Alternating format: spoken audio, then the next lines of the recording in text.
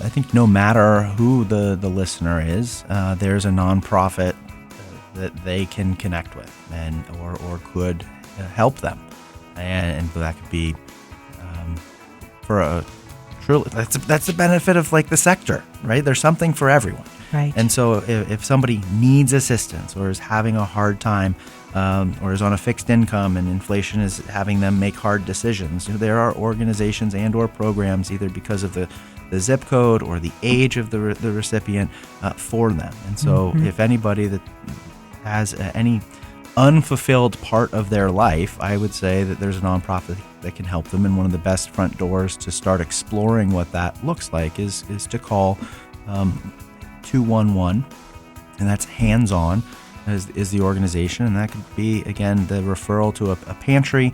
It could get somebody in the queue for eviction prevention dollars. So that's like the safety net. And so if anybody is having a hard time, or even your mental health resources and referrals, I would say that's probably a really good place to start.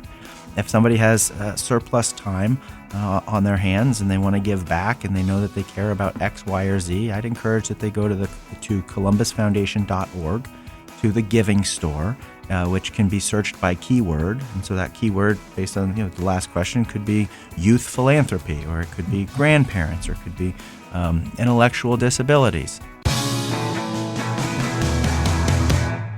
We are looking forward our way from Studio C in the 511 studios in the Brewery District, just south of downtown Columbus, Ohio. Hi, this is Brett. Carol and I have been actively involved in our communities through various volunteer opportunities. We know firsthand the value of helping our neighbors and strengthening the community, one step at a time, though. Today, we have the opportunity to share with you the incredible work accomplished in Central Ohio. We're honored to be hosting Dan Sharp, Vice President of Community Research and Grants Management for the Columbus Foundation. Dan, thank you for joining us. Thank you for the invitation. Yeah, we were just talking. We had you on our previous podcast, the first iteration of this, but seems like 20 years ago. I think we are measuring life in dog years these days, right? But it's so great to have you back. Yeah. Well, and we're doing a lot of different programs coming from different needs in the community, and we always try to include resources for our listeners. Well, what better place to go than the Columbus Foundation as a resource for what's going on? We've always been good volunteers for nonprofit organizations, but, until I was involved in the management of a nonprofit, I'm not sure I really understood. And actually being in the midst of it made things a lot different for me. And I had no idea the vast extent of resources available in our community. I want to say we have an impact of over 9,000 nonprofits in Central Ohio. Lots for us to talk about, but first I want to talk about you, your background, your experiences, what you've done, sort of what led you to this philanthropic role that you play. Well, certainly talking about the Columbus Foundation is going to be more exciting to everybody's ears.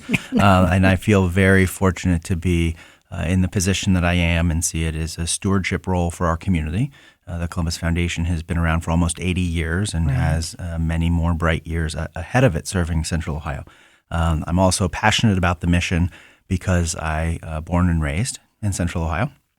My undergraduate is from Ohio Wesleyan in politics and government and economics management. And my master's degree is from Ohio University, the Voinovich School, and it's public administration. And so all of those academic titles, coursework, I feel have prepared me very well to have an understanding of the civic infrastructure and landscape and how the interconnected nature of public policy, relationships, fundraising, and community challenges. And so that's the about me side of the work. But I've been at the organization for 17 years, about 5 years in my current role, working with very talented colleagues on the grant-making side. The organization's fortunate to have talented colleagues across the organization, and the grant-making side is one of my favorite parts and aspects of what we do. It was my favorite, too, especially when you were sending me a check. Yes, yeah, because of the generosity of our donors. Yes, Exactly. right. Yes, Exactly. It certainly played a great role in my organization. So, thank you for that support over all those years. Well, you're welcome. And we need great organizations to inspire our donors to do great things through their generosity. True. So Very chicken true. or the egg, however you want to look at it. The nonprofits' fuel tanks aren't able to be filled without donors' generosity. Donors cyclical, right? Right. So Very true. happy to play our part in that cycle. Yeah. Well, as you mentioned, you've been around for nearly 80 years, a little bit over 80 years. Listeners may not understand the role of a community foundation or even realize the size of the Columbus Foundation or what a foundation really does do. We hear about other cities' foundations, Cleveland Foundation, but could you talk about, the Columbus Foundation and what it's achieved and really what a foundation's role is in this whole pushing money in the right directions, put it that way? Really good question. At the base is, so we'll say a little f for foundation. A foundation is intended to be a charitable vehicle to, over the longer period, care for a priority. So you could have a family foundation, a business could set up a foundation, in our instance, a community foundation, and we were formed in 1943. So during World War II, some very conscientious community members came together and said, we need to think about the good work and preparing for our future as a community. And so the Community Foundation platform, which has only increased in popularity, is all across the country. Many communities have them. And there's by and large a geographic focus to a community foundation, and that would inherently be the community that they are in. But we are able to service our donors' desires all across the United States. And last year, we did more than 4,000 organizations in terms of contributions. So we'll talk more about that in terms of our scope in the national context. But a financial services vehicle is probably the best analogous thought to what a foundation is, but for the good of the community.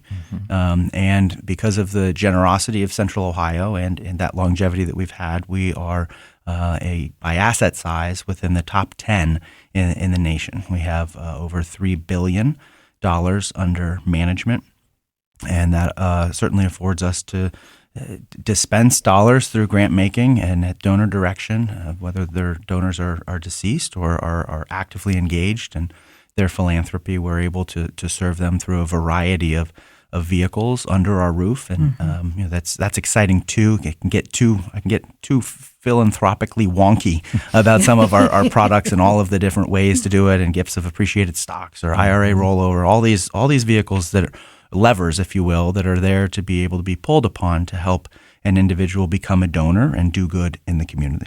And it doesn't necessarily take a certain amount of money to do that, does it? There is a minimum to Okay. create a donor advised fund, Okay. and that would be $10,000. Okay. But our giving, But that's still a lot less than most people. You think, you have to have millions of dollars correct, to do this. right? It is, and there are other community foundations where the minimum is a six figure. But we have always been very accessible, and I think that's what surprises most people that don't think of themselves as a donor in a traditional millionaire sense. Right. But we absolutely have a wonderful family of donors at $10,000 and up.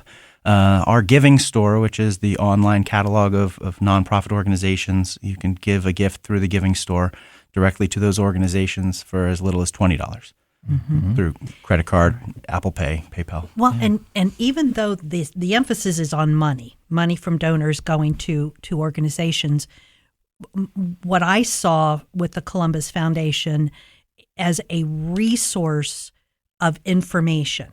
So it's not just the method of giving the money and, all those levers, but it's, so I called the foundation one day and I said, somebody's going to give me stock as a donation. Can you do that? That in a small agency, there's no way we could make that happen because there are things that have to occur for that individual to get the tax write-off of the donation, and how do you do stock? And I mean, it's just that information, that support, the caring of nonprofits, regardless of the size. That's where I see the how the foundation, the Columbus Foundation, has played such a major role in our community. Well, thank you. We do want to lean into that community component, and Right. we traffic a lot in the community knowledge and being a resource, and whether that's to donors or to nonprofits or folks that are thinking about becoming a donor or folks that are thinking about serving the community and is becoming a nonprofit, the right avenue for them to do what they intend to do. Right, Yeah. right. So our focus here is to really look at nonprofits and their role in a community. People recognize the big names. They recognize the medical places, St. Jude's Hospital or Nationwide Children's or the American Heart Association for national organizations. And those large organizations are phenomenal. But it's really within a community, it's those smaller groups that are likely doing the more direct services to folks on a daily basis. If somebody asked you, what are nonprofits and why would they want to help me? How would you reply? Well, I'd like to point out that the nonprofit sector is the third largest sector in the United States behind retail and manufacturing. Mm-hmm. So while we hold in our hearts this affinity for the cute little charity doing good work, it's big. Big business. It's big business. And nonprofits need to think about themselves as running like a business, right? They have budgets, they have human resources, human capital. There's a lot of parallels to how businesses run and scaling and mission and marketing that I think a lot of people don't necessarily think of when they think of the nonprofit sector. Mm-hmm. And so those household name organizations certainly are run like businesses, and small grassroots organizations, and even with volunteers, and you have boards and bylaws, and there are expectations of these. But the question about what is a nonprofit and how might it help me, we're fortunate to have organizations really fulfilling an array of A to Z, arts to zoos in our community. And so if somebody is maybe having a hard time financially, we have resources in the community that can be helpful. I lift up the 211 as the central call line to be connected to everything from food pantry to monetary assistance to, in some cases, home weatherization to help people stay in their home or age in place. And then you can think of nonprofit organizations if you have some surplus time on your hands and you're looking to give back. And we often talk about time, talent, and treasure, or work, wisdom, and wealth. It takes all of those to have a successful community, and the nonprofits are a great avenue to having a successful community.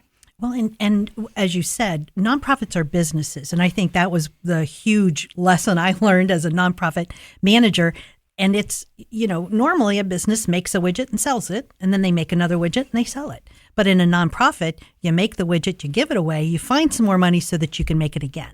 So there's really an extra added layer of work to be done. So it is, I don't want to say it's more complicated or harder, but there is more to a nonprofit actually being able to be successful in their business to keep their doors open. Absolutely, Carol. And in recent times, the notion of earned revenue, that it's okay for an organization to earn money through that widget or service. Right. So it could be an organization like Freedom a la carte that is working with women who have been are survivors of human trafficking or have had addiction, and they know that to be self-sustaining, they need to have a stable work history and some workforce skills. And so in addition to being a delicious cafe and catering company, which is a wonderful part of a business model, they are employing those that they intend to serve by their mission. And so they're creating this phenomenal community of those that they're serving. And then they're creating a phenomenal community of supporters who go there for the delicious food or want to ensure that they're spending their dollar and having a cause go along with it. And so it's okay for organizations to earn their revenue. So, and in most cases, you see it being reinvested into the mission and purpose that the organization has been established for. Right.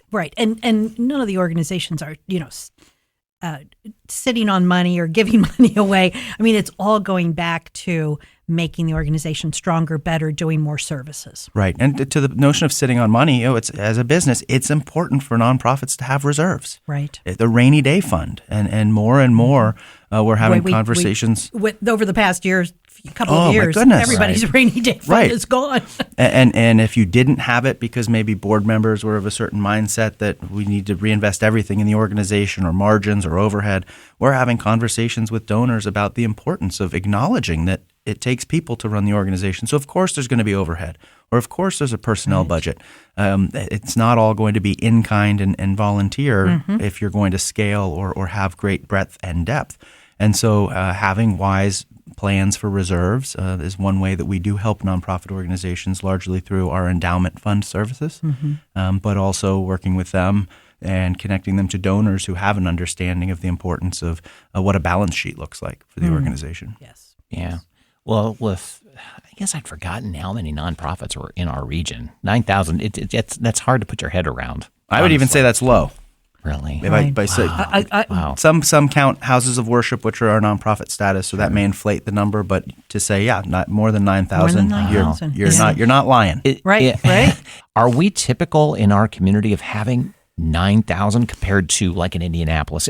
Cities of do you know? I mean, are we rich in nonprofits compared to other cities of our size? Brett, that's a great question. I don't know that I do know the answer. Okay, because I know it seems as though, and I guess this leads toward the next section of this question I have, is that we do have nonprofits that are making some major impact in a variety of areas. It seems that we have things that cover everything almost. With 9,000, you'd think, in every area.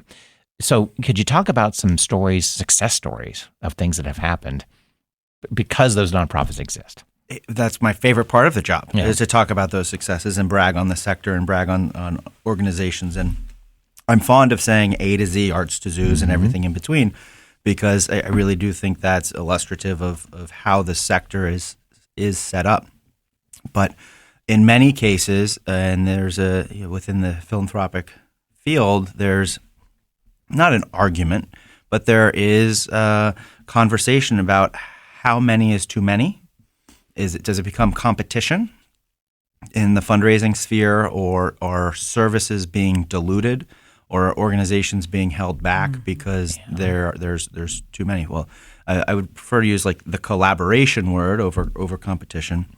And in many cases, we see organizations staying in their lane of travel based on their mission. But in also some cases, we see organizations with mission creep. And that's not always sustainable. Mergers and acquisitions are a thing, or program lines ceasing, so that there's this really lively ecosystem within the sector. And in some cases, things like a star's life cycle, they might burn out, Oh, yeah. or they may grow and be able to be sustained and do good work. So that's like the macro view.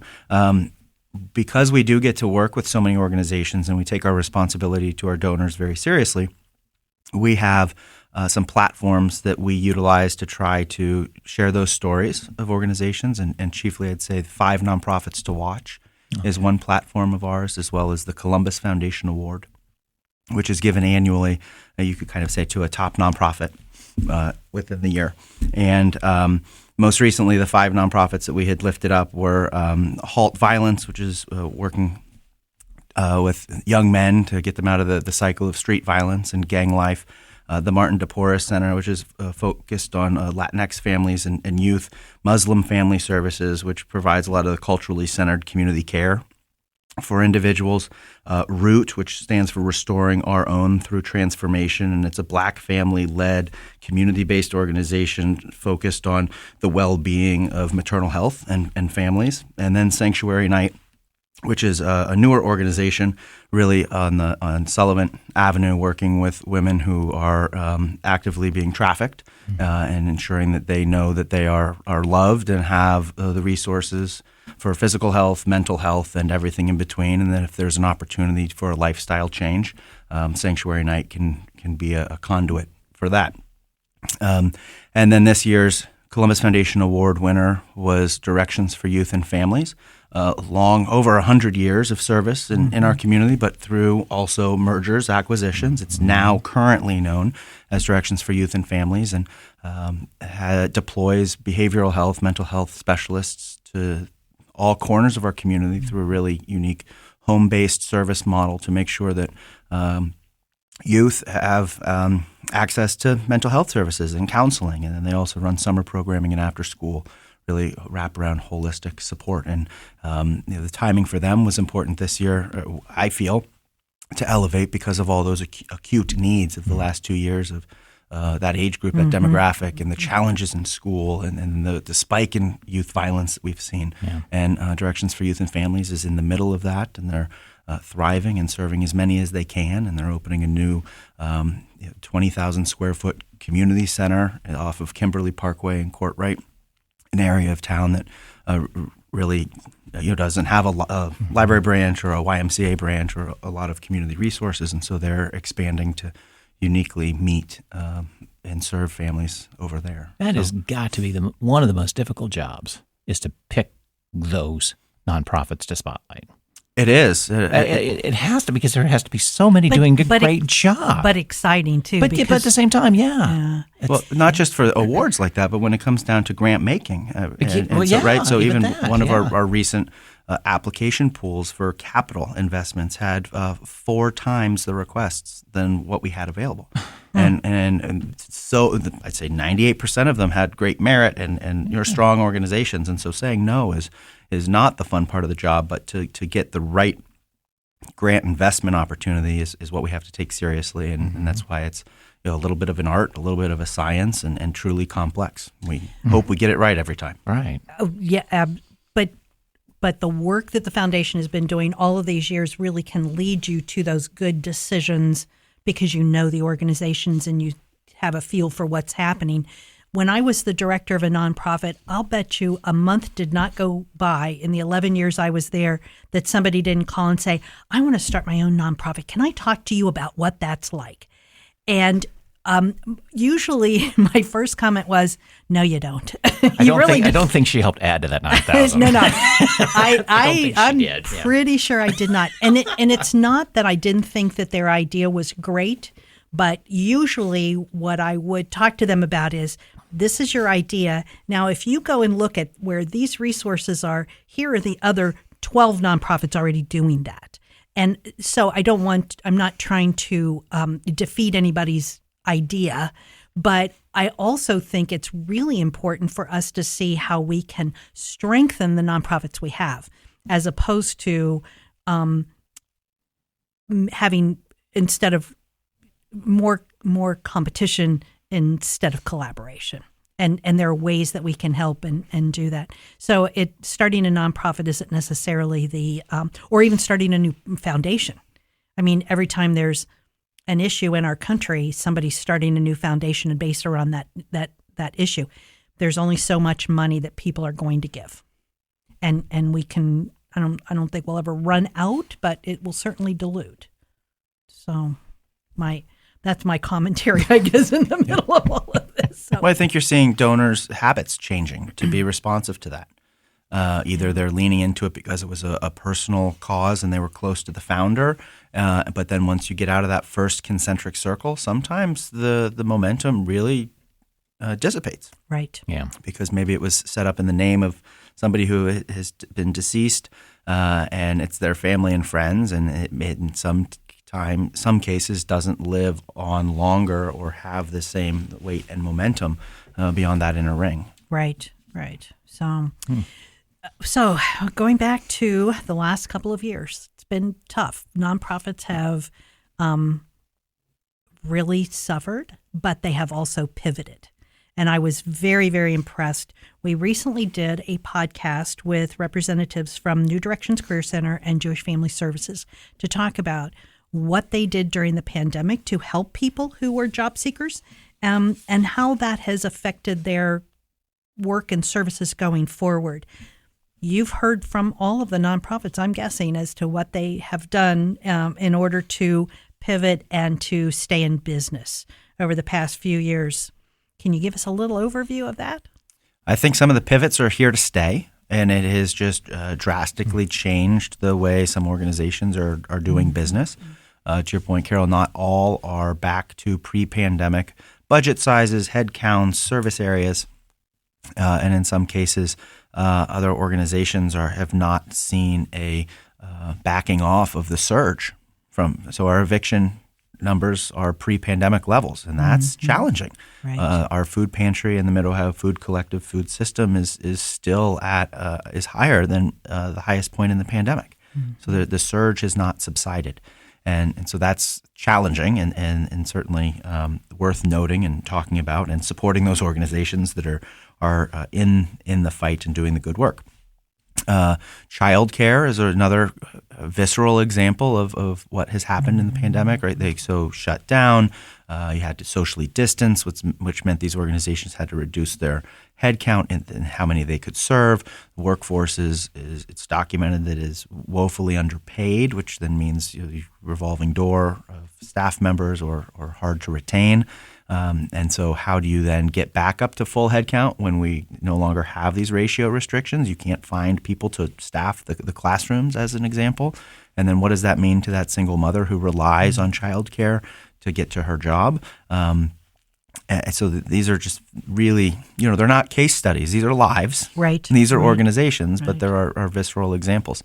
Many of the food pantries during the pandemic went to boxed meals as opposed to choice pantry, where you could walk in and pick what protein and vegetables and dry goods and grains.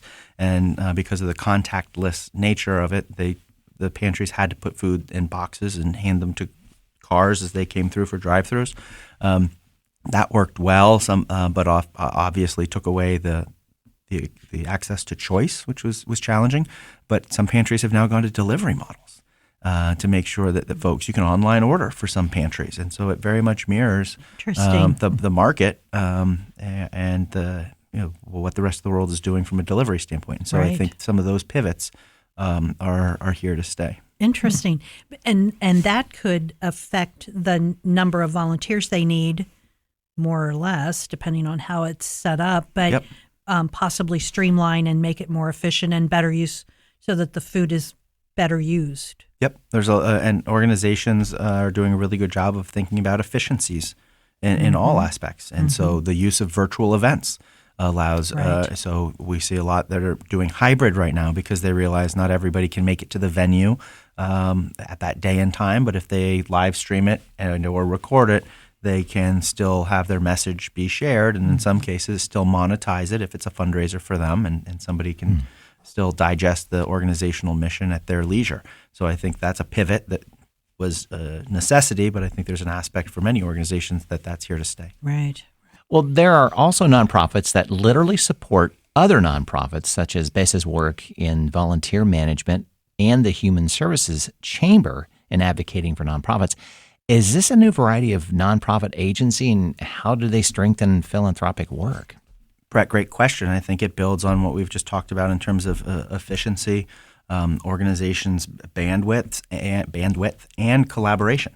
And so your question earlier about what all is in the sector and covering everything, in the instance of Besa, they saw a niche that was not being covered. And so they wanted to help primarily corporate entities with associate engagement and deploying them into the community through an efficient model, rather than maybe just that corporation having somebody in HR calling every food pantry to say, hey, when can we schedule a shift? Right. How many people can you take? And then coordinating that in an inefficient fashion. Besa uses a technology platform to really automate that, but they're also curating community and curating those events that then they're serving it up to that HR department to say, would your associates be interested in doing this? Essentially, it's a really distilled version, but they're creating community, deploying people, and that is a triple bottom line, if you will. Right? They're a nonprofit organization employing people, so it's working well for them as an entity. The organizations that are featured within their service projects are getting horsepower of caring people that might become new donors. Mm-hmm. And then the participants are learning about ideally a new aspect of our community and in touch with a new organization. And then maybe there's a fourth benefit of those that are ultimately being served. Actually a fifth. Go. How many? There's a fifth because it's basically a networking model for young folks who want to meet other people. Anybody, not just young folks. Besa's a beautiful community in that regard. Absolutely. Yeah.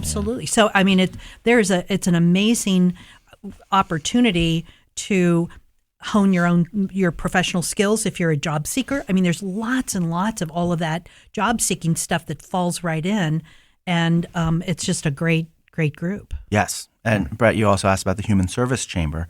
And Carol, we started talking about nonprofits as businesses. So the Human Service Chamber of Franklin County, it mirrors a more traditional business-oriented chamber of commerce. But for nonprofit organizations. They have more than 130 members, largely in the human service space.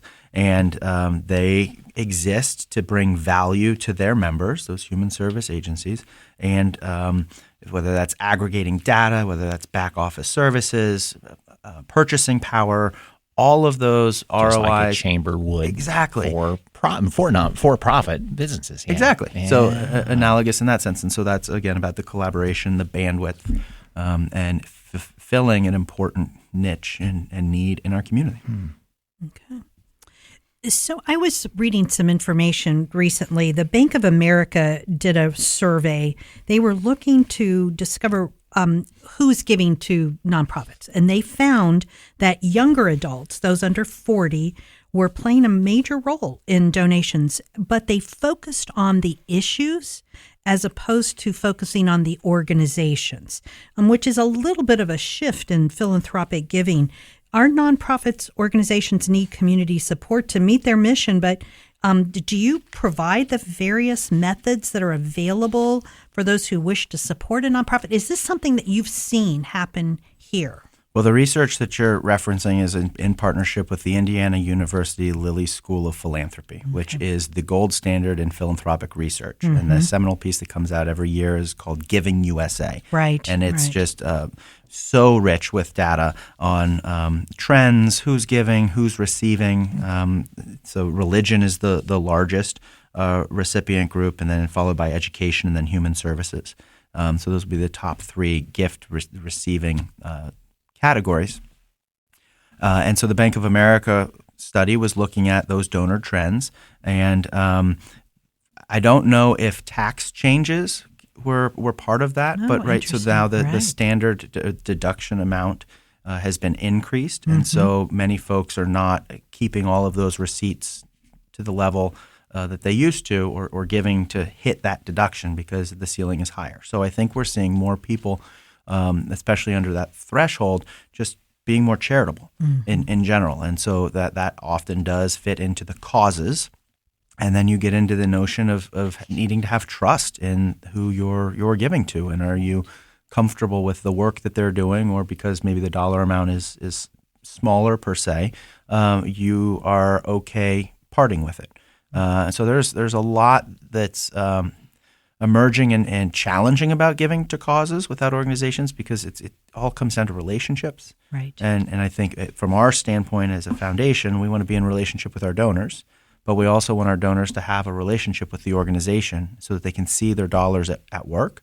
But there's nothing wrong with supporting more broadly a cause, as long as I would say you have that trust and understanding, or you're being honest with yourself in terms of where it's going and how they're operating with it. That's interesting, because I was really looking at it from a different perspective, and maybe it actually is the same. I'm just taking a while for my brain to go through this. I was concerned that the trend was where younger folks, those under 40, were donors, but more to organizations that were younger organizations. So their parents had been traditionally giving to Ronald McDonald House for years. And it's not that they didn't care about families whose children were in the hospital, but they were looking at other things that were more to what they had been learning in school, like environmental issues, that kind of thing. So I guess I was looking at the shift more from traditional funding patterns of organizations that have been around for a long time, as opposed to those that are kind of more up and coming. I think when we look at the donor and the stratification based on age, there are so many different trends that can be parsed out. And so I think younger donors are not at all of the mindset necessarily of year-end giving, because they haven't been raised like, got to get that in for the tax year per se. Right. No, organizations need dollars year-round. They're engaging in crowdfunding platforms for these causes and organizations. And an older donor might be more apt to reply to a mailed appeal at the end of the year, or have an expectation that the organization gives them return envelope address stamps or something as a gift of gratitude. And younger donors might not be motivated by that, or even open a direct mailer. So there's Giving USA also does parse out some of that generational giving differences. Is there a difference in younger folks being more involved in events that are fundraising events than older donors? The anecdotal data that I would feel like I'm familiar with, I think, has some to do with discretionary time and lower dollar amount. And so there's a lot of conversation, too, about board member service. So is the person 50 and up that has a professional experience to build on more intriguing to the nonprofit organization, or is the young professional, because of their maybe activated networks or broader, right, in the employer Understanding social media, right? So that's something that you have to make the right selection for, either the right hire or the right board placement. But I think there is a social component that we see in events, but also through volunteering that does probably skew on a younger side. Well, I mean, if you think about it, 20 years ago, would we ever have thought Pelotonia, literally a bike trip, would become the organization that it's become with the millions of dollars? And again, towards cause, right? Exactly. Right? I mean, and they have good partnerships with the Ohio State University Wexner Medical Center, but I think that's not to the sole extent of who they're supporting. So if you're a writer and a supporter, immediately it's synonymous with cancer research. Right. As a cause. Right. Yeah, exactly. Well, let's keep going on with this generation idea, but maybe focusing on how parents can encourage their kids to grow into a giving spirit. How does that, continue on? How have you seen best practices, I guess you could say, or good examples of how do these families continue to help their kids get excited about giving, whether it's time, talent, treasure, whatever it might be? How does one do that, or successfully? I think modeling the behavior first and foremost, and so as long as the parents are or the adults in their lives are charitably inclined one way or another, if that's volunteer service, you can model that good behavior. We're fortunate in Central Ohio to have more organizations, but two that are really good examples for this conversation: Seeds of Caring and See Kids Dream. Both working with children, both planting the seed of philanthropy. One is more tied to school-based philanthropic drives, educating about community needs, having kids raise money to go towards those causes and have curriculum around it. That would be See Kids Dream. And then Seeds of Caring is also focused on the youth demographic, 2 to 12, and a lot of theirs is curriculum-based, but in home or community-based settings with families, and a lot of it is hands-on activities.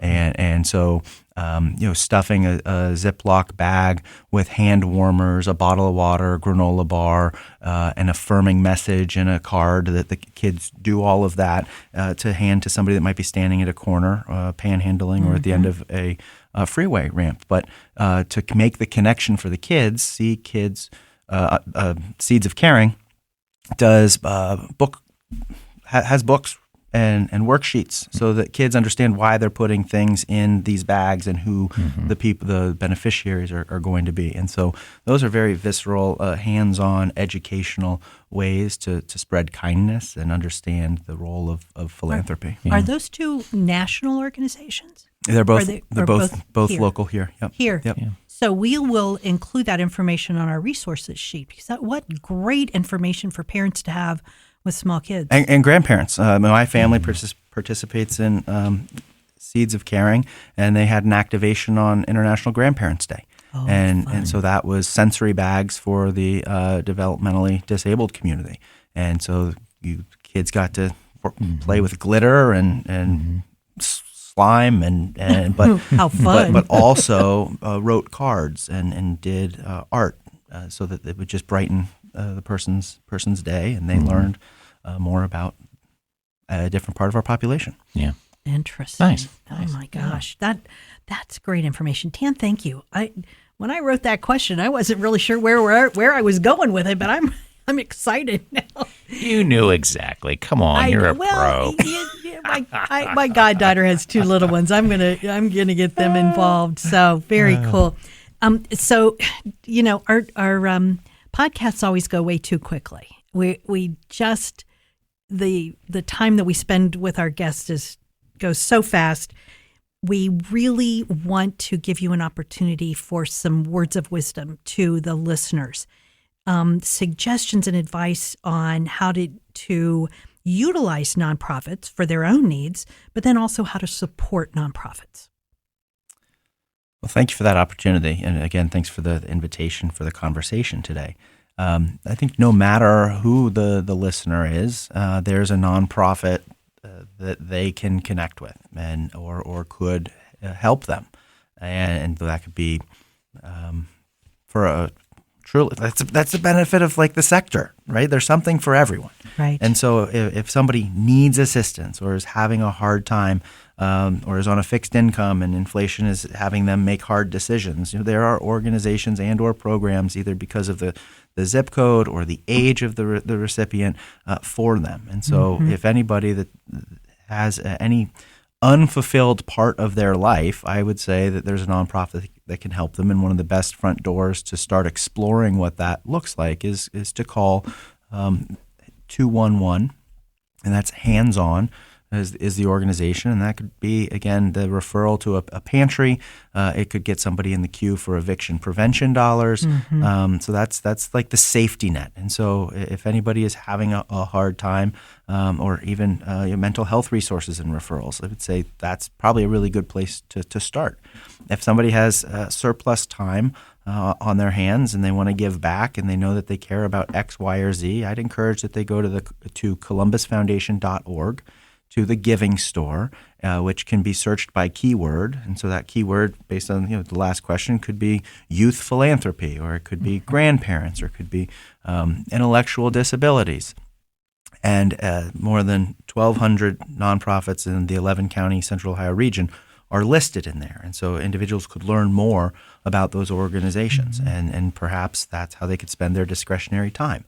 By connecting to those organizations, and that could be the gateway or the conduit to that. And if it's in that treasure component, the Columbus Foundation has a wide variety of vehicles to receive gifts to deploy for community purposes, and that can be current day giving transactions. It could be estate planning, and really anything in between. So if somebody's in a position in life where there might be some surplus assets, or they need to be thinking about what happens when they pass, the Columbus Foundation can be a really good resource. And again, a conduit and a gateway to ensure that their wishes, their intents, and their causes that they care about, and specific organizations can receive their generosity long after they're gone. Well, Dan, thanks for providing some incredible insights into the world of nonprofits, the value they bring to our community every day. Listeners, thanks for joining us. Don't forget to check out our show notes for contact information. We're going to have resources on our website as well at lookingforwardourway.com, and in a direct link right to Columbus Foundation too. Just click a button, you'll go right there and find out everything. So we're looking forward to hearing your feedback on this and any of our podcast episodes.